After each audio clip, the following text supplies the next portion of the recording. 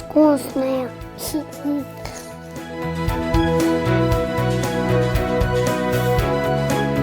Иногда можно же показывать красоту спорта. Мама айтат, бұл химия ғой, химия. Жеуге болмайды дейді. Бірақ все равно жей береді. Өте қиын болды. Оны емес. Я об этом еще не думал, но еще подумаю.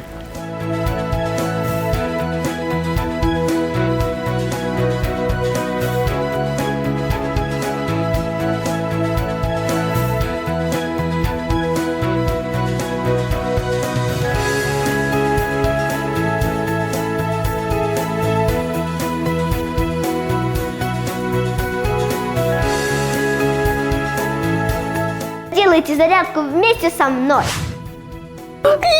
Почему такой сложный? Так что делать? И, короче, прям ты идешь на тренировку, такой, бам-бах-бах. О, все. Приходишь такой, я понял, что делать.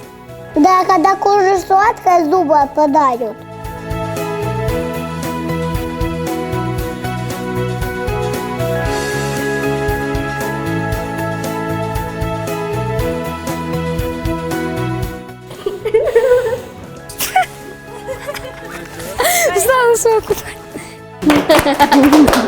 Будьте здоровы!